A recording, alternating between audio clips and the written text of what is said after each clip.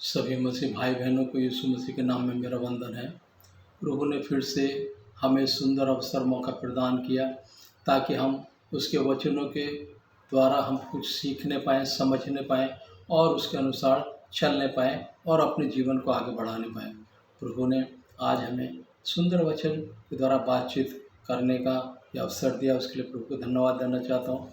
हम सीधे समय को ना गंवाते हुए सीधा वचन की ओर जाएंगे। जैसे हमने पिछले समय में काफ़ी जो प्रोग्राम देखे हैं, palm Sunday, Easter, good Friday, सब कुछ हम देखते हैं। अब आगे का जीवन हमारा कैसा होना चाहिए? सिर्फ हमने पाम संडे, गुड फ्राइडे और ईस्टर बस यहीं तक हमने अपने आप को सीमित रखा, या हमने इन दिनों में जो कुछ सीखा उसके अनुसार हम अपने जीवन को क्या आगे बढ़ा रहे हैं या आगे बढ़ाने का प्रयास कर रहे हैं? तो जो वचन हमने पूरे हफ्ते दासों के द्वारा सुने, वो वचन क्या हमें पूरा साल याद रहेंगे या पूरा जीवन याद रहेंगे? थोड़ा हम विचार करेंगे। तो वचन के सीधा वचन की ओर हम जाएंगे और आज का वचन है, देखेंगे थोड़ा। फिलिपियो 3 का 10 और 11 हम देखेंगे। फिलिपियो 3 का 10 और 11।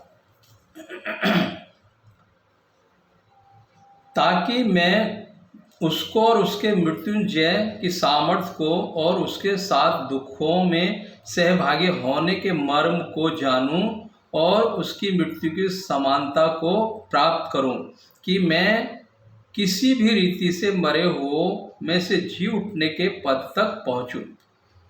आइए वचन के लिए प्रार्थना करेंगे। धन्यवाद प्रभु, धन्यवाद, धन्यवाद यीशु, धन्यवाद राजा, राजाओं के राजा, प्रभुओं के प्रभु, इस समय के लिए हम आपको धन्यवाद करते हैं प्रभु। इस द्वारा आपने हमसे बातें की, उसका धन्यवाद करते हैं प्रभु। इस आत्मा के द्वारा ये वचन लिखे गए, उसी आत्मा के द्वारा इन वचनों को समझने के लिए, सुनने के लिए और मुझे भी इन वचनों को बोलने के लिए प्रभु सहायता, मदद कीजिए। मुँह मेरा हो, शब्द आपकी ओर से होना पाए, वचन आपकी ओर से होना पाए। पवित्र आत्मा आप मेरा कोई मार्गदर्शन कीजिए। मैं नहीं, मुझ में होकर आप बातचीत करना प्रभु। जितने भाई बहन, जितने भी दास दासी प्रभु ये वचन सुनेंगे प्रभु, वो वचन प्रभु केवल सुनने वाले नहीं, ग्रहण करने वाले बनने पाए। वचन उनके अंदर जाके कार्य करने पाए। ये वचन का अर्थ, मर्म और रहस्य समझने पाए, जानने पाए। उसके लिए प्रार्थना विनती करते हैं प्रभु जी। प्रभु आसपास के माहौल को भी अनुकूल बना कर देना, हर एक स्थिति परिस्थिति को अनुकूल बना कर देना प्रभु। सब कुछ प्रभु यीशु मसीह के पवित्र सामर्थ्य नाम मांगते हैं प्रभु जी, आमीन। देखिए यहाँ पर जैसे लिखा है 3 का 10 में, फिलिपियो में 10 और 11 में, ताकि मैं उसको और उसके मृत्युंजय की सामर्थ्य को और उसके साथ दुखों में सहभागी होने के मर्म को जानूं और उसकी मृत्यु समानता को प्राप्त करूं। हमने पिछले दिनों में देखा, पाम संडे हमने मनाया, बहुत सी कलीसिया में बहुत अच्छे प्रोग्राम हुए, बहुत अच्छा इवेंट का तरह से भी कहीं कहीं प्रोग्राम हुए। डालियाँ लेके भी हमने हिलाया, स्वागत किया, कपड़े भी बिछाए, सब कुछ किया हमने। लेकिन वो मृत्युंजय जैसे यहाँ पर लिखा है, ताकि मैं उसको और उसकी मृत्युंजय की सामर्थ्य को और उसके साथ दुख में सहभागी होने के मर्म को जानूं। उसकी मृत्युंजय सामर्थ्य को और उसके साथ दुखों में सहभागी होने के मर्म को जानूं। उसके साथ दुखों में सहभागी होने के मर्म को जानूं। क्या प्रभु यीशु मसीह से जो दुख उठाया, दुख भोगा, उसको हम समझने का प्रयास करते हैं क्या? या उसमें हम अपने आप को भागीदार होने का प्रयास करते हैं क्या? हमने भागीदार किया, एक राजा के रूप में उसको हमने स्वीकारा, हमने खूब होसन्ना होकर चिल्लाया, गुड फ्राइडे भी हमने मनाया, ईस्टर भी हमने मनाया। क्या हम उसके दुखों में सहभागी होने के लिए उस मर्म को हम जानने का प्रयास करते हैं क्या? या उस मृत्युंजय, ताकि मैं उसको और उसके मृत्युंजय की सामर्थ्य को और उसके साथ दुखों में सहभागी होने के मर्म को जानूं, उसकी मृत्युंजय की सामर्थ्य को और दुखों में सहभागी होने के मर्म को जानूं। मृत्युंजय सामर्थ को, वो मृत्युंजय सामर्थ प्रभु को कैसे मिली? वो मृत्युंजय सामर्थ को हमें भी पाना है क्या? जब प्रभु का आगमन होगा उसमें हम उसके लिए तैयार है क्या? या हमने अगर उसके दुखों में हमने अपने आप को सहभागी किया है तो हम जरूर उसमें शामिल होंगे। हमने सिर्फ बोलने के द्वारा, जैसे सब आम दुनिया में करते हैं, सिर्फ हमने एक रीति रिवाज के तौर पर ये सारी चीज़ों को हमने मनाया पिछले हफ्ते में, और फिर भी हम भी विश्वास करते हैं कि उसकी मृत्यु जो सामर्थ्य को और उसके साथ दुख भोग में भागी होने के मर्म को जानूं और उसकी मृत्यु जो सामर्थ्य को प्राप्त करूं। उसकी मृत्यु जो सामर्थ्य को प्राप्त हमने किया है क्या? जैसे यीशु मसीह मरा हमारे लिए और फिर जी उठा, हमने अपने आप को मारा है क्या? ऐसा हमने अपने आप को गाड़ा है क्या? हमने अपनी इच्छाओं को मारा है क्या? हमने अपने स्वार्थ को मारा है क्या? हमने अपनी अभिलाषा को मारा है क्या? यीशु मसीह ने अपना सब कुछ उसने समर्पण कर दिया, हर चीज उसने हमारे लिए कुर्बान कर दी। इतना शून्य बन गया वो हमारे लिए, कुछ भी उसने अपने लिए रख नहीं छोड़ा, सब कुछ हमारे लिए बलिदान कर दिया। हमने भी उसके लिए क्या सब कुछ बलिदान किया है? सब कुछ छोड़ा है क्या? हमें ये विचार करना पड़ेगा।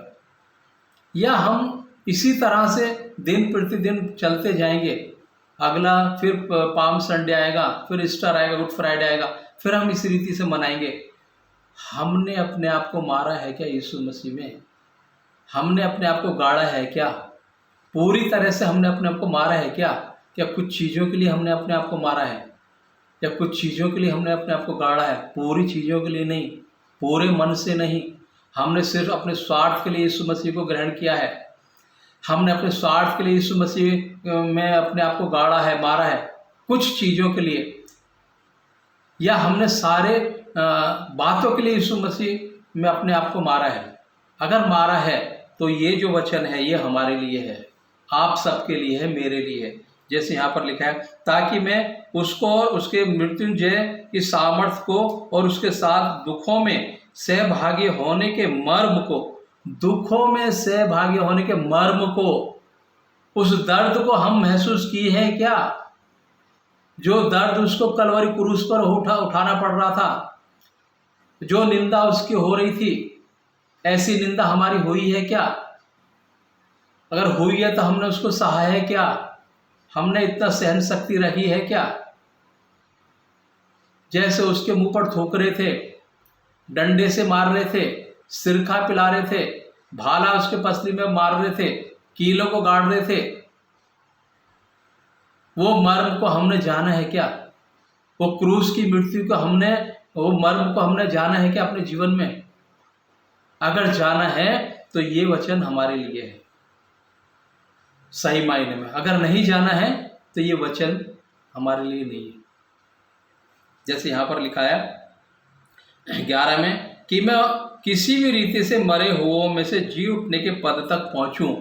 किसी भी रीति से मरे हुओं में से जी उठने के पद को पहुंचूं, मरे हुओं में से जी उठने के पद को पहुंचूं। जब यीशु मसीह का आगमन होगा, पुनरुत्थान जिसको हम बोलते हैं रैप्चर, क्या हम उसमें जा पाएंगे क्या? ये एक सवाल है। हम बहुत जैसे और आम लोग, आम धर्म के लोग इवेंट के रूप में हर त्यौहार को मनाते हैं, क्या हमने भी ऐसा ही अपना जीवन बना लिया है?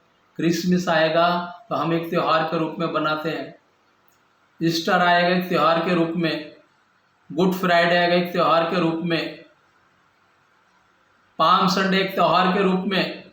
पाम संडे के समय में सब होसन्ना होसन्ना चिल्ला रहे थे, दूसरी बार उसको क्रूस पे चढ़ाने के लिए सब चिल्ला रहे हैं।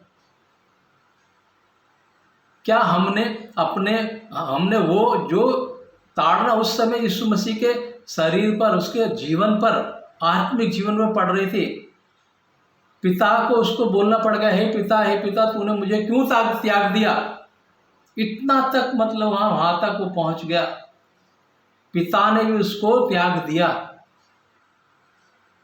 वो मर्म को हमने जाना है क्या, जैसे यहाँ पर लिखा है 10 में, ताकि मैं उसको और उसके मृत्युंजय की सामर्थ्य को और उसके साथ दुखों में सहभागी होने के मर्म को जानूं। दुखों में सहभागी होने के मर्म को जानूं।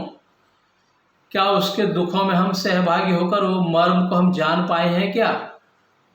ये सारे इवेंट हमने किए, लेकिन जो दुख उसको उस समय हो रहे थे, वो मर्म को हमने ऐसा महसूस किया है कि मेरे शरीर पे ये सब हो रहा है, क्योंकि मेरे लिए ये तो प्रभु यीशु मसीह सब दुख उठा रहा था वो। तो मैंने वो महसूस किया क्या कि मेरे लिए सब प्रभु ये कर रहा है।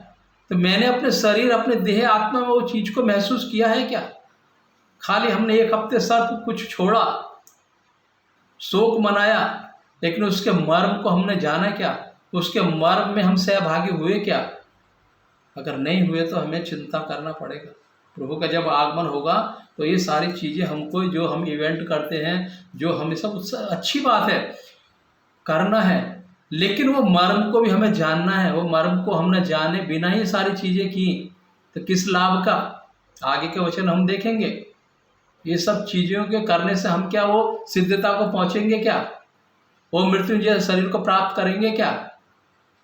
जैसे यीशु मसीह ने मुर्दों में से तीसरे दिन जी उठा, हमारा भी एक वही आशा है ना। वही आशा को लेकर हम प्रभु को ग्रहण किए हैं ना। नहीं तो गाड़ी बंगला बाड़ी तो सब और लोगों के पास भी है। जो लोग यीशु मसीह को नहीं जानते उनके पास सब कुछ है, लेकिन एक हमें उत्तम आशा है जो उनको नहीं है। वो उत्तम आशा क्या है, यीशु मसीह के आगमन में हमारा समावेश होना, हम उसके साथ जाना।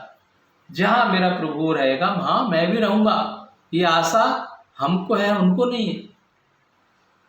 ये आशा हम कैसे उसको अपने जीवन में लागू कर सकते हैं। एक वचन हम देखेंगे, क्यों वचनों के द्वारा हम थोड़ा अध्ययन करेंगे तो समझ में आएगा। क्योंकि पतरस जो था, यीशु मसीह का 3 बार इनकार किया, लेकिन जब वो पछताया, यीशु मसीह का जब इनकार किया, उसकी आत्मिक मृत्यु उधर हो गई। शरीर में वो जीवित था, लेकिन आत्मा में वो मर गया। आज भी अगर हम ये सारे इवेंट करते हैं, यीशु मसीह के मर्म को नहीं जानते हैं, तो हम आत्मिक तौर पर मरे हुए हैं। पतरस हर समय प्रभु के आगे आगे, हर बातों में आगे आगे जवाब देता था। कुछ समय पहले पतरस बोल रहा है, मैं तेरे लिए अपने प्राण को भी दे दूंगा, अगर ऐसा समय आया था। लेकिन जब यीशु मसीह के जीवन पर बनाई तो उसने यीशु मसीह का इनकार कर दिया, जीवन के सोते का इनकार कर दिया, उद्धारकर्ता का इनकार कर दिया, जिसके लिए बोल रहा था मैं तेरे लिए अपने प्राण को दे दूंगा। अब वो इनकार कर रहा है। उसकी आत्मिक मृत्यु उसी समय हो गई।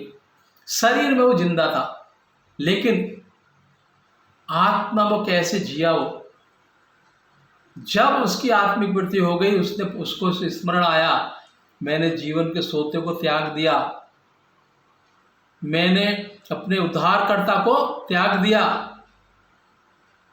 अनंत काल जीवन जिसके द्वारा मुझे प्राप्त होता था, मैंने उसको त्याग दिया। अब वो प्रायश्चित कर रहा है, पश्चाताप कर रहा है।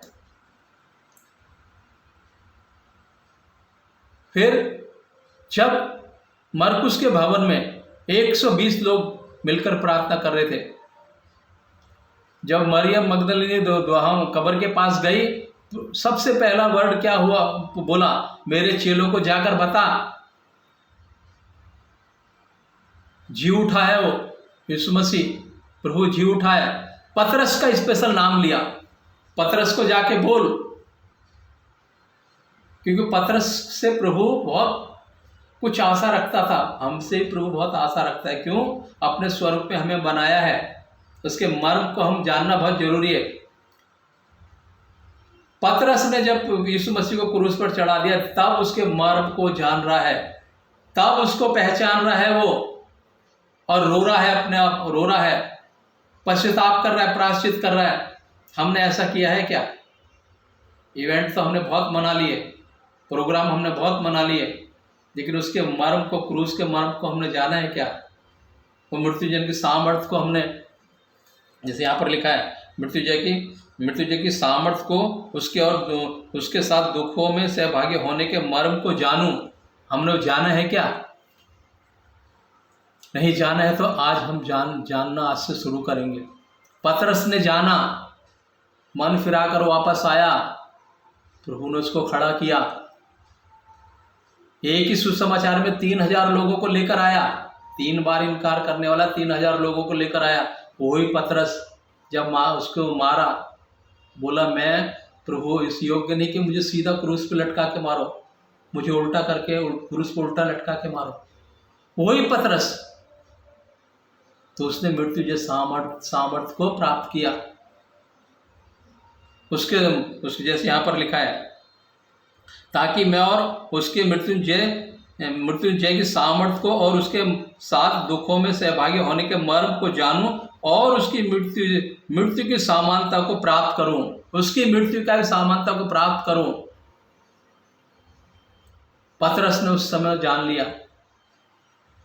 तब उसने अपने आप को प्रभु के लिए समर्पण किया कि मैं किसी भी रीति से मरे हुए में से जी उठने के पद को प्राप्त करूं, किसी भी रीति से मरे हुए में से जी उठने के पद को प्राप्त करूं। वो पद को पतरस ने प्राप्त किया, बाकी चेलों ने प्राप्त किया, लेकिन पतरस के बारे में प्रभु ज़्यादा बातचीत किया है, पौलुस के बारे में ज़्यादा बातचीत किया है। पतरस के बाद पौलुस के बारे में ज़्यादा बातचीत किया है। पतरस जो था उतावले में हर चीज़ों को बोल देता था वो, लेकिन प्रभु उसके अंदर के जो व्यक्ति था उसको जानता था कि उतावले में बोलता तो है, लेकिन समय पर आने पर ये खड़ा रहेगा, डटा रहेगा, पीछे नहीं हटेगा। आज हम ऐसा बोल सकते हैं, ऐसा सोच सकते हैं क्या? एक वचन और हम देखेंगे, फिलिपियों 3:8।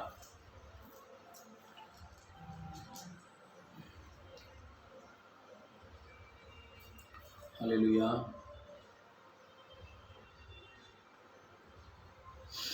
वरन मैं अपने प्रभु मसीह यीशु की पहचान की उत्तमता के कारण सब बातों को हानि समझता हूँ, जिसके कारण मैंने सब वस्तुओं की हानि उठाई और उन्हें कूड़ा समझता हूँ, जिससे मैं मसीह को प्राप्त करूँ।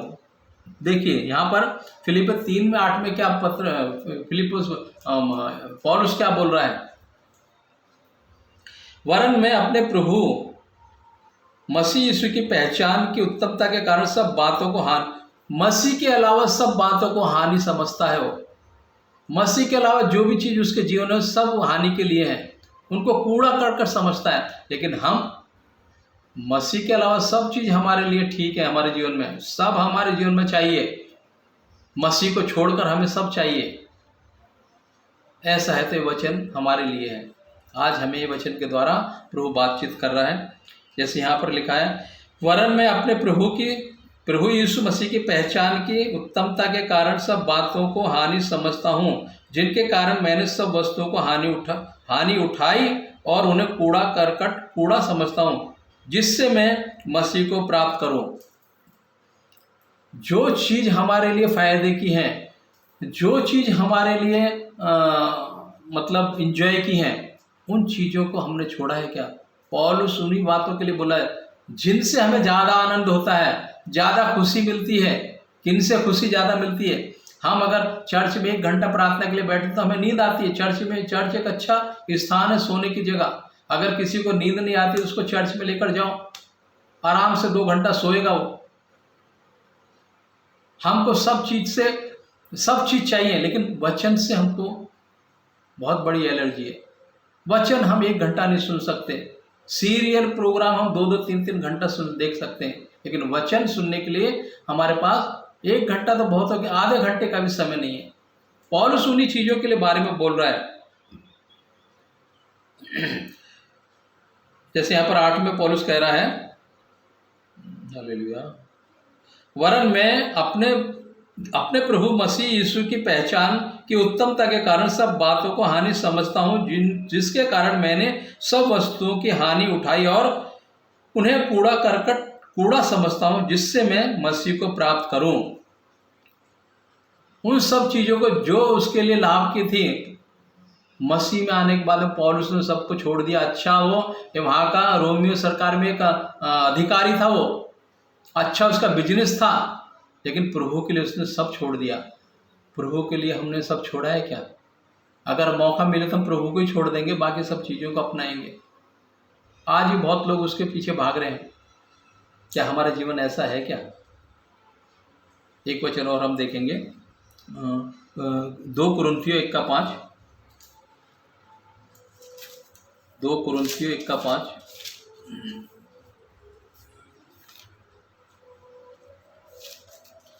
हालेलुया। स्तोत्र।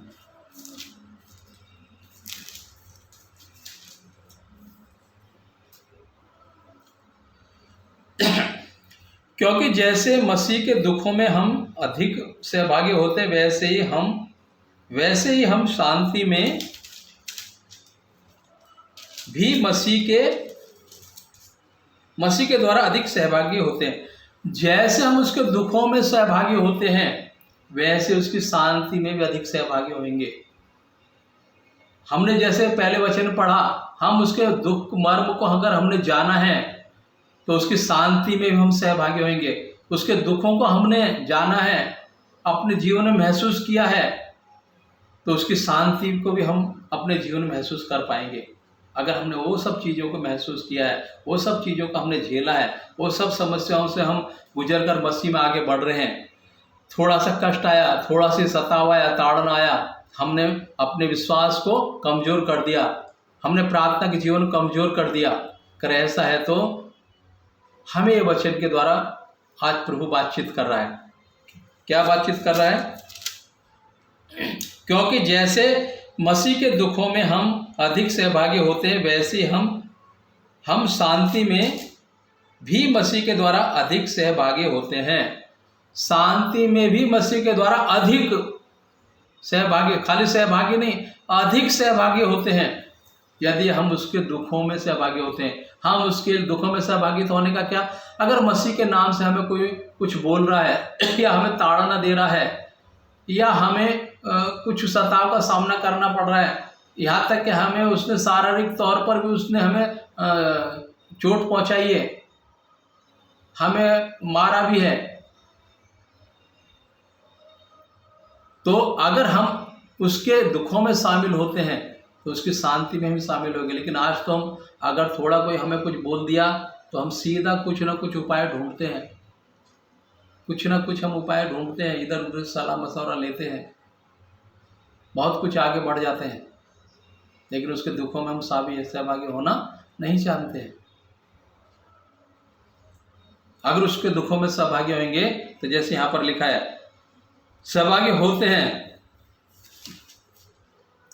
वैसे ही हम शांति में अधिक सहभागी होते हैं, वैसे ही हम शांति में भी मसीह के द्वारा अधिक सहभागी होंगे। सोना आग में तप कर ही चमकता है, कुंदन बनता है।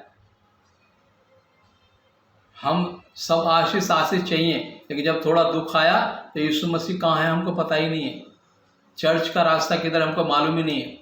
आशीष जब तक आती रही तब तक मसीह में हम हैं। जहाँ थोड़ा कष्ट आना शुरू हो गया, तकलीफ आनी शुरू हो गई, तो मसीह से हम दूर हो गए। ऐसा जीवन है। तो ये वचन आज हमारे लिए, हमको वचन के द्वारा चिंतन मनन करना बहुत जरूरी है, क्योंकि मसीह का आगमन नज़दीक है। एक वचन और हम देखेंगे, रोमियो 6 उसका 3 से 5 तक थोड़ा देखेंगे। रोमियो 6 का, हालेलुया, रोमियो 6 का 3 से 5। क्या तुम नहीं जानते कि हम सब जिन्होंने मसीह यीशु का बपतिस्मा लिया, उसकी मृत्यु का बपतिस्मा लिया, अतः उस मृत्यु का बपतिस्मा पाने से हम उसके साथ गाड़े गए, ताकि जैसे मसीह पिता की महिमा के द्वारा मरे हुओं में से जिलाया गया, वैसे ही हम भी नए जीवन किसी चाल चलें। नए जीवन किसी चाल चलें। क्या हम चल रहे हैं क्या? तीसरा वचन में हम पढ़ रहे हैं, क्या तुम नहीं जानते कि हम सब जिन्होंने मसीह यीशु का बपतिस्मा लिया, उसकी मृत्यु का बपतिस्मा लिया है। जितनों ने बपतिस्मा लिया है, यीशु मसीह की मृत्यु का बपतिस्मा लिया है। कैसे? जैसे मसीह ने अपने आप को गाड़ दिया हमारे लिए, हमने भी अपने आप को गाड़ा है क्या उन सब चीज़ों के लिए जो हम प्रभु को जाने बिना करते आ रहे थे, समझे बिना कर रहे थे। वो सारी अभिलाषाओं को, आशाओं को, लालच को हमने गाड़ा है क्या? रीति रिवाज को गाड़ा है क्या हमने? परंपरा से जो हम करते आ रहे थे उसको गाड़ा है क्या हमने? नहीं गाड़ा है। तो आज हमें वचन के द्वारा प्रभु बात कर रहा है, क्योंकि हमने उसकी मृत्यु का बपतिस्मा लिया है। सिर्फ बपतिस्मा नहीं, यीशु मसीह की मृत्यु का बपतिस्मा लिया है। जब लिया है तो हमको भी प्रभु यीशु मसीह के समान अपने आप को गाड़ना है, मारना है। पूरी तौर से मारा है क्या हमने अपने आप को? क्या कुछ कुछ बातों के लिए अपने आप को मारा है, कंप्रोमाइज किया है? ठीक है, हमारे ये कामों के लिए हमको यीशु मसीह की, परमेश्वर के दासों की, चर्च की जरूरत पड़ेगी, शादी के लिए, मृत्यु के लिए। खाली इन चीज़ों के लिए हमने अपने आप को मारा है क्या? तो इतना काफ़ी नहीं है। बपतिस्मा लिया है, उसकी मृत्यु का वह मृत्यु का बपतिस्मा पाने से हम उसके साथ गाड़े गए, और ताकि जैसे मसीह पिता की महिमा के द्वारा मरे हुए में से जिलाया गया, वैसे हम भी नई जीवन की सी चाल चलें। अगर हम सही मायने में गाड़े गए हैं, हमने अपना सब कुछ मसीह में गाड़ दिया है, तो सही मायने में हम, जैसे यहाँ पर लिखा है उसकी बाद 5 में लिखा है, हालेलुया, क्योंकि यदि हम उसकी मृत्यु की समानता में उसके साथ जुट गए हैं तो निश्चय उसके जी उठने की समानता में भी जुट जाएंगे। यदि हमने उसकी मृत्यु की समानता में उसके साथ जुट गए तो निश्चय उसके जी उठने की समानता में भी जुट जाएंगे। यदि हमने अपने आप को मसीह के लिए गाड़ा है तो उसके जी उठने के समय हम भी जरूर जी उठेंगे। पुनरुत्थान के समय हमारा भी पुनरुत्थान होगा, जैसे पतरस का हो गया। जब यीशु मसीह को उसने इनकार कर दिया, आत्मिक मृत्यु उसकी हो गई। जब यीशु मसीह को उसने स्वीकार कर लिया, जबकि साथ में रहता ही था वो, लेकिन शारीरिक तौर पर साथ में था वो, लेकिन जब आत्मिक तौर पर प्रभु के लिए वो समर्पण कर दिया तो प्रभु की मृत्यु में, जैसे यदि हम उसकी मृत्यु की समानता में उसके साथ जुट जाएं तो निश्चय उसके जी उठने के समानता में भी जुट जाएंगे। उसकी मृत्यु की समानता में हम जुट जाए तो उसके जी उठने में भी हम भागीदार होंगे, हमारा भी पुनरुत्थान होगा। हम ये गलतफहमी में नहीं रहे, ये सब हम करने से, इवेंटबाजी करने से, ये सब देने से सब हो जाएगा। हम वचन को गहराई से समझना है, जानना है। पतरस जान गया, पौलुस जान गया, तो आज कहाँ है वो लोग? प्रभु के साथ में हैं, उनका पुनरुत्थान हुआ। एक वचन और हम देखेंगे, रोमियो यूहन्ना 11 का 24 से 27।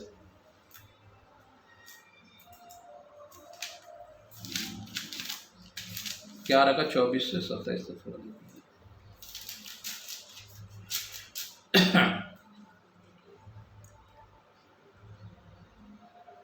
मार्था ने उससे कहा, मैं जानती हूं कि अंतिम दिन में पुनरुत्थान के समय वह जी उठेगा। यीशु ने उससे कहा, पुनरुत्थान और जीवन में ही हूँ। जो कोई मुझ पर विश्वास करता है वह यदि मर भी जाए तो जिएगा, और जो कोई जीवित है और मुझ पर विश्वास करता है वह अनंत काल तक ना मरेगा। क्या तू इस बात पर विश्वास करती है? उसने उससे कहा, हाँ हे प्रभु, मैं विश्वास करती हूँ कि परमेश्वर का पुत्र मसीह जगत में आने वाला था, वह तू ही है। मार्था, एक समय में हमने पढ़ा है, प्रभु कह रहा है, मार्था मार्था तू बहुत बातों की चिंता करती है। आज मार्था प्रभु को क्या रूप में स्वीकार कर रही है? हमने वचन में पढ़ा है, उसने उससे कहा, हाँ हे प्रभु, मैं विश्वास करती हूँ कि परमेश्वर का पुत्र मसीह जो जगत में आने वाला था वह तू ही है। वो इसको स्वीकार कर रही है। क्या हमने स्वीकारा है? क्या हमने 24वें वचन में जैसे पढ़ रहे हैं, मार्था ने उससे कहा, मैं जानती हूँ कि अंतिम दिनों में पुनरुत्थान के समय जी उठेंगे। वो अभी भी उसको जान नहीं रही है। अंतिम दिनों में पुनरुत्थान के समय जी उठेंगे। प्रभु बोल रहा है लाजर के बारे में, वो जी उठेगा।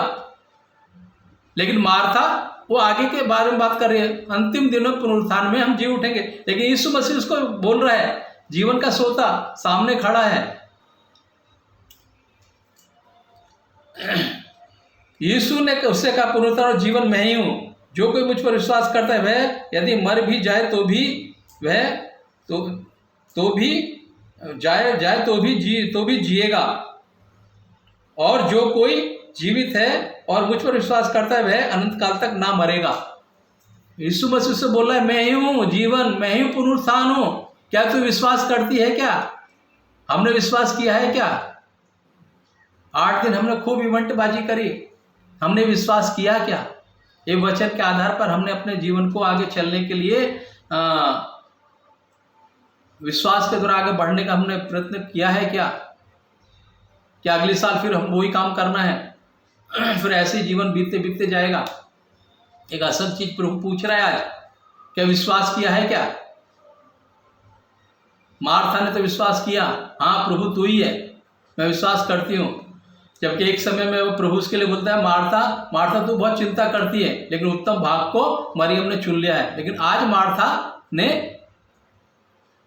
विश्वास किया है, हाँ तू ही है, जो आने वाला था वह तू ही है, परमेश्वर का पुत्र मसीह जो जगत में आने वाला था तू ही है।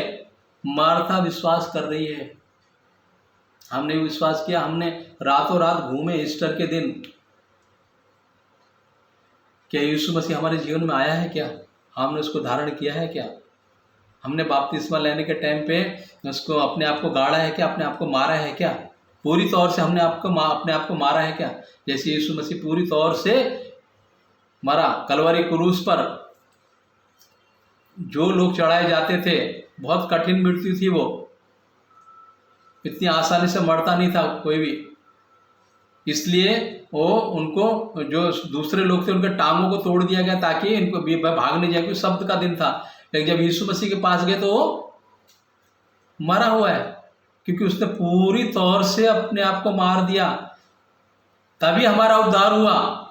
नहीं तो पूरी तौर से मारा नहीं गया। तो जैसे दूसरे लोग थे उसके बारे में बोला उसकी एक एक हड्डी भी नहीं टूटेगी। किसके लिए बोला वचन में? यीशु मसीह के लिए। उसकी एक भी हड्डी नहीं टूटी।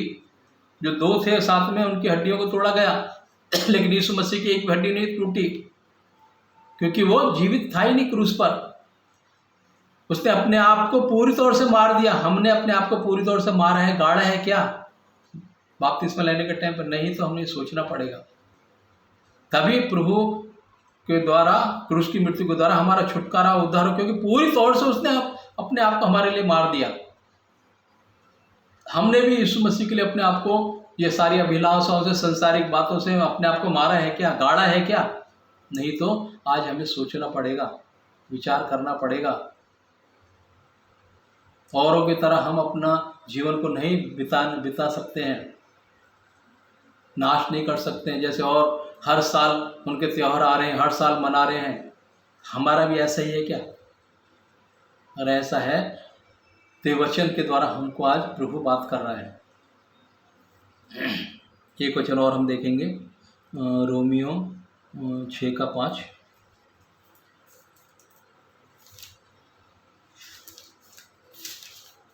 हालेलुया।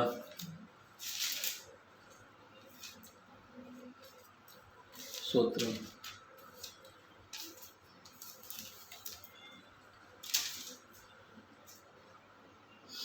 क्योंकि यदि हम उसकी मृत्यु के समानता में उसके साथ जुट गए तो निश्चय उसके जी उठने की समानता में भी जुट जाएंगे। देखिए पिछले वचन में हमने पढ़ा है, एक वचन कई बार आने का मतलब यह है कि हम उसको पक्का करना है।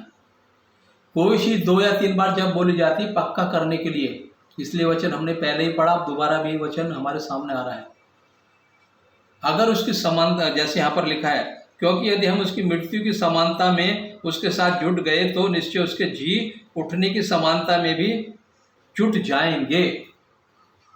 अगर हमने उसकी मृत्यु की समानता में उसके साथ मृत्यु की समानता में जुट गए हैं, हमने अपने आप को उसके लिए मार दिया है। सांसारिक बातों को हमने अपने जीवन से दूर कर दिया है, उनको छोड़ दिया है, मार दिया है, हमने गाड़ दिया है, तो जरूर उसके साथ जैसे यीशु मसीह जी उठा हम भी जी उठेंगे, नहीं तो कोई चांस नहीं है।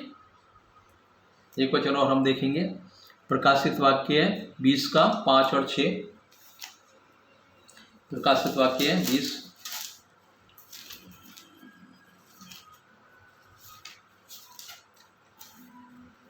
हालेलुया।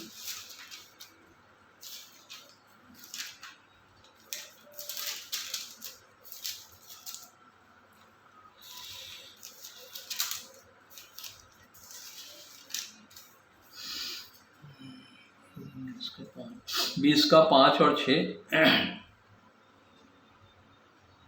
जब तक ये 1000 वर्ष पूरे ना हुए तब तक शेष मरे हुए ना जी उठे।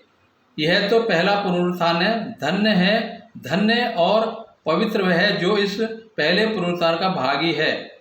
ऐसों पर मृत्यु की दूसरी मृत्यु का कुछ भी अधिकार नहीं, पर वे परमेश्वर मसीह के याजक होंगे और उसके साथ 1000 वर्ष तक राज्य करेंगे। जब तक ये 1000 वर्ष पूरे ना हुए तब तक शेष मरे हुए ना जी उठें। यह तो पहला पुनरुत्थान है, धन्य और पवित्र वह है जो इस पहले पुनरुत्थान के भागी हैं, जो मसीह के लिए पहले मारे गए, जिनके लिए ताड़ना हुई। मसीह के लिए कितने लोगों को ताड़ना मिली है, पहले उनका पुनरुत्थान होगा जो मारे गए हैं मसीह के लिए। उसके बाद में जो जिंदे लोग हैं उनका होगा, जिन्होंने मसीह के लिए अपने आप को कुर्बान किया, बलिदान हुए, शहीद हुए मसीह के लिए। पहले पुनरुत्थान उनका होगा, जैसे यहाँ पर लिखा है, जब तक ये 1000 वर्ष पूरे ना हुए तब तक शेष मरे हुए ना जी उठे, तब तक शेष मरे हुए जी ना उठे।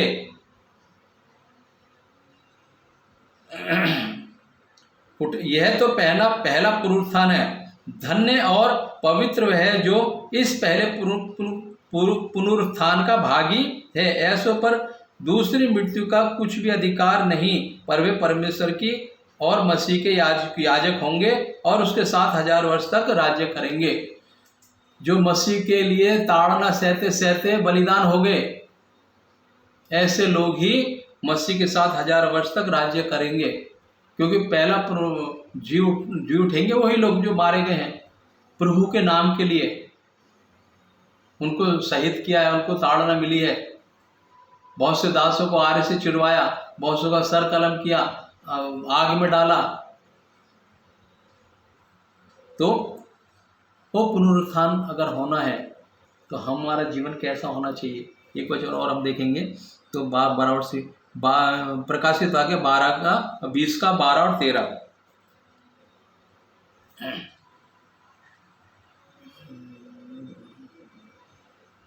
फिर मैंने छोटी बड़े सब मरे हुओं की सिंहासन के सामने खड़े हुए देखा, और पुस्तकें खोली गईं, और फिर एक और पुस्तक खोली गई, अर्थात जीवन की पुस्तक। और जैसा उन पुस्तकों में लिखा हुआ था वैसे ही उनके कामों के अनुसार मरे हुओं का न्याय किया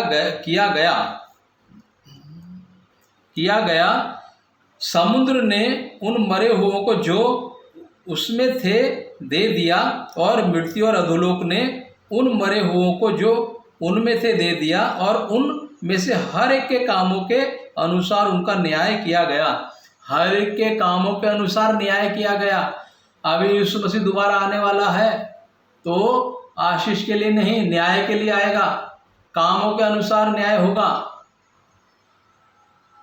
मैं बोलूं मैंने बहुत कुछ दान पुण्य किया है, मैं इधर ये सुसमाचार सुनाया, लाखों भीड़ में जाके सुसमाचार सुनाया, मैंने ये काम किया, वो काम किया। एक वचन में लिखा है, प्रभु बोलेगा मैं तुम्हें जानता ही नहीं हूँ। अगर उसकी समानता में अपने आप को हमने गाड़ा नहीं है, अपने आप को मारा नहीं है, जैसे यहाँ पर लिखा है 12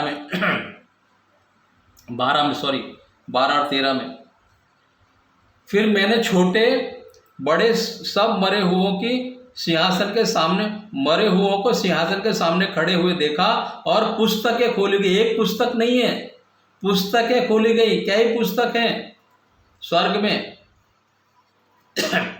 पुस्तकें खोली गई, और फिर एक और पुस्तक खोली गई, अर्थात जीवन की पुस्तक। वो जीवन की पुस्तक में हमारा नाम दर्ज है क्या? मैं अपने आप को भी बोल सकता हूं, मेरा है क्या?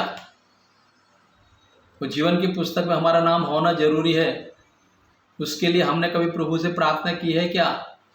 हम तो इवेंटबाजी बहुत कर रहे हैं, इवेंट ये सब खूब चकाचौंध जैसे दूसरे अन्य लोग करते हैं, वैसे हम भी प्रयास करते हैं करने का, लेकिन वो जीवन की पुस्तक में हमारा नाम है क्या? उसके लिए हमने तैयारी की है क्या? अगर हमने अपने आप को गाड़ा है, अपने आप को मारा है, जैसे यीशु मसीह ने अपने आप को मारा, पूरी तौर से मारा, उसको वहां चेक किया गया पूरी तौर से मरा है कि नहीं, तब क्रूस पर से उतारा नीचे, पूरी तौर से मरा हमारे लिए। हम मरे हैं क्या? इस संसार के अभिलाषाओं के लिए, रीति रिवाज के लिए, और रीति रिवाज के तौर पे आज सब हम मना रहे हैं। हमने वो सब चीजों को मारा है क्या? जैसे यहां पर वचन में लिखा है जीवन की पुस्तक, और जैसा उन पुस्तकों में लिखा हुआ था वैसे ही उनके कामों के अनुसार मरे हुओं का न्याय हुआ, न्याय किया जाएगा। मरे हुओं का भी न्याय होगा, जैसा उस पुस्तकों में लिखा गया ऐसा ही उनके मरे हुओं के कामों के अनुसार उनका न्याय होगा। वैसे ही उनके कामों के अनुसार मरे हुओं का न्याय किया गया, न्याय किया गया। समुद्र ने उन मरे हुओं को जो उसमें थे दे दिया, और मृत्यु और अधोलोक ने उन मरे हुओं को जो उनमें से दे दिया। समुद्र में भी दे दिया। बहुत से लोग समुद्र में कूद के अपने आप को खत्म करते हैं, बहुत से समुद्र में ही उनको जल प्रवाह करते हैं मरने के बाद। समुद्र ने भी उनको दे दिया न्याय करने के लिए, पृथ्वी ने भी दे दिया। सबका न्याय होगा कामों के अनुसार दे दिया, और उनमें से हर एक के कामों के अनुसार उनका न्याय किया गया। हमारे अंदर कितना डर भय होना चाहिए, लेकिन हम डर भय नहीं, बस इवेंट हमको अच्छा लगता है। जैसे बहुत दूसरे लोग करते थे, हम भी प्रभु को जाने बिना हम भी करते थे। हमारा वही स्वभाव अभी है क्या? वही स्वभाव को हमने अंदर रखा है क्या? उसी को अंदर रख के हम ये सब कर रहे हैं क्या? अगर ऐसा है तो हमें आज चिंता करना पड़ेगा, चिंता का विषय है। अपने आप को पूरी तौर से मारना पड़ेगा। मसीह ने जैसे पूरी तौर से कलवरी क्रूस पर अपने आप को मारा, वहाँ चेक किया उसको मरा है कि नहीं, तब कलवरी क्रूस को उतारा। हमने अपने आप को मारा है क्या? हमने सोचना पड़ेगा, विचार करना पड़ेगा। एक दो वचन और पढ़ के हम समाप्त करेंगे। यशायाह 26:19, थोड़ा पुराना नियम में भी देखेंगे। 26 का, हालेलुया, 26 का 19 से 21 तक।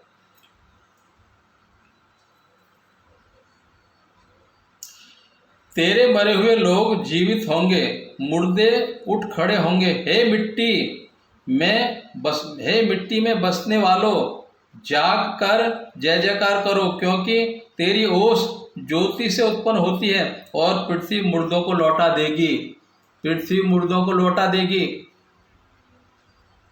ओस पड़ती थी तब जाके भूमि फलवंत होती थी, जब तक बारिश पृथ्वी पर नहीं होती थी। तेरी ओस ज्योति से उत्पन्न होती है। हमारी ज्योति कौन है? यीशु मसीह। उससे उत्पन्न होती है। हमारी सारी बातें वहीं से आती हैं, सारी आशीषें उसी से आती हैं, सारे वरदान उसी से आते हैं, सारा अनुग्रह उसी के द्वारा आया है। हमारा क्या है? कुछ नहीं है। मिट्टी में बसने वालों, जाग कर जय जयकार करो, क्योंकि तेरी ओस ज्योति से उत्पन्न होती है, और पृथ्वी मुर्दों को लौटा देगी। पृथ्वी जो गाड़े गए हैं, पृथ्वी उनको भी लौटा देगी, क्योंकि उनका भी न्याय होगा। जब सबका न्याय होना है तो हमें कितना डर भय के साथ में रहना है, भय भक्ति के साथ में परमेश्वर की आराधना करना है। लेकिन हम आज भी सब इसमें ही लिप्त हैं। थोड़ा समय के लिए चलो हम जैसे दूसरे लोग करते हैं, एंजॉय करते हैं, हम भी एंजॉय करें। मसीह का जीवन ऐसा है क्या? अगर मसीह की मृत्युंजय की समानता को हमने धारण किया है तो हम ये सब चीज़ों से परे रहेंगे, दूर रहेंगे। नहीं तो हम ये सब जैसे दूसरे लोग कर रहे हैं वैसे हम भी करेंगे। एक वचन और बोलकर समाप्त। प्रकाश वाद 20:15।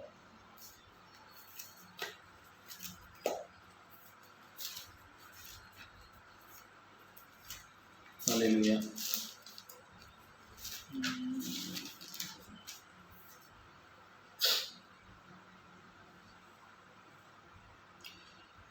प्रकाशित वाक्य 20:15। और जिस किसी का नाम जीवन की पुस्तक में लिखा हुआ ना मिला वह आग की झील में डाला जाएगा।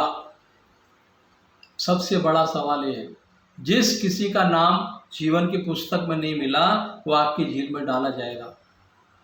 हमारा नाम वो पुस्तक में होना चाहिए, है क्या? कब होगा?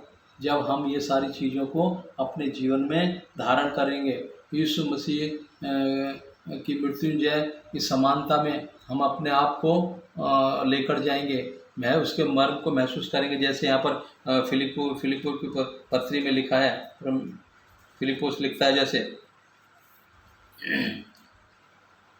3:10 में, जैसे यहाँ पर लिखा है 3:10 में, ताकि मैं उसको और उसके मृत्युंजय की सामर्थ्य को और उसके साथ दुख भोगों में सहभागी होने के मर्म को जानूं। वो मर्म को हमने जाना है क्या? अगर जाना है तो हमारा नाम वो पुस्तक में होगा। उसकी मृत्युंजय की समानता को हमने जाना है क्या? उस समानता में अपने आप को हमने महसूस किया है क्या? जैसे यीशु मसीह पूरी तौर से मरा हमारे लिए, हमने अपने आप को बपतिस्मा के टाइम में मारा है क्या? हमने पूरी तौर से अपने आप को मारा है क्या? आधा अधूरा मारा है क्या? जैसे यहाँ पर 11 वचन में कि मैं किसी भी रीति से मरे हुए में से जी उठने के पद तक प्राप्त करूँ, मरे हुए में से जी उठने के पद को प्राप्त करूँ, तभी हमें पद मिलेगा, तभी हमारा नाम जीवन की पुस्तक में लिखा जाएगा। ये सब चीज़ों के लिए हमारी तैयारी है क्या? कि हमारी तैयारी कैसी है? पाम संडे को हमने बहुत तैयारी की, हम रोड में घूमे खूब, कैंडल लेके घूमे खूब, डालियाँ लेके हमने खूब स्वागत किया। लेकिन ये सब चीज़ों के बारे में प्रभु तैयारी करने के लिए बोलता है। ये सब तैयारी हमारी है क्या? तो हम वो पद को पाएंगे जैसे 11 में लिखा है, फिलिप्पी 3:11 में, कि मैं किसी भी रीति से मरे हुओं में से जी उठने के पद तक पहुँचूँ, मरे हुओं में से जी उठने के पद तक पहुँचूँ। तब वो पद को हम पहुँचेंगे, तब हमारा नाम जीवन की पुस्तक में लिखा जाएगा। तो अगर आज हमने ये सब चीज़ों के बारे में विचार नहीं किया है तो आज हमें विचार करना बहुत ज़रूरी है। प्रभु वचन के द्वारा हम सभी से बातें की, मुझसे बातचीत की, प्रभु ने मुझे भी कुछ वचन के द्वारा सिखाया, तो उसके लिए मैं धन्यवाद देना चाहता हूँ। और जितने वचन प्रभु ने आज दिए उस सभी वचनों को प्रभु, जितने भी सुनने वाले भाई बहन हैं, सुन कर के केवल सुनने वाले नहीं ग्रहण करने वाले बनने पाए, और मैं भी प्रभु इन वचनों को प्रभु सही तरीके से समझ कर उस पर चलने वाला बनने पाऊँ प्रभु जी। हालेलुया प्रभु जी। ये वचन प्रभु जितने भाई बहन सुनेंगे प्रभु उन सभी को आशीषित अनुग्रह करना प्रभु जी। ये वचन प्रभु आपका है प्रभु, सेव का ही आपके, सब कुछ प्रभु आपका है। यदि मेरे अंदर ही प्रभु कुछ ऐसी बातें हैं प्रभु तो मेरे जीवन से उनको दूर कीजिए प्रभु। हालेलुया प्रभु जी, ताकि आपकी समानता में प्रभु जी मैं होने पाऊँ प्रभु जी, वो मृत्युंजय को प्रभु जी प्राप्त करने पाऊँ प्रभु जी, वो प्रभु जी वो मर्म को, वो कलवरी क्रूस के मर्म को प्रभु मैं जानने पाऊँ प्रभु। हालेलुया पवित्र आत्मा, सचमुच आपने अद्भुत रीति से बातचीत की, उसके धन्यवाद करते हैं प्रभु। इस सभी को इन वचनों के द्वारा आशीषित अनुग्रह करें। हालेलुया प्रभु जी, कोई सुंदर समय आपने दिया उसके धन्यवाद करते हैं। सब कुछ प्रभु यीशु मसीह के पवित्र सामर्थ्य नाम में मांगते हैं प्रभु जी, आमीन। Thank you Jesus, praise the Lord. प्रभु यीशु जल्दी, आमीन। कृपया इन वचनों को जो भी भाई बहन सुनते हैं सुनकर अपने तक ना रखें, औरों तक भी आगे शेयर करें, जो भी आपके जान पहचान वाले मसीह भाई बहन या अन्य लोग भी जो मसीह को नहीं जाने हैं, आपने उनको कभी सुसमाचार सुनाया है तो उनको भी आप वचन शेयर कर सकते हैं, ताकि वो भी मसीह को जाने, पहचाने और फिर ग्रहण करें। प्रभु ये सभी वचन के द्वारा आशीष करें। सब कुछ प्रभु यीशु मसीह के नाम में, आमीन।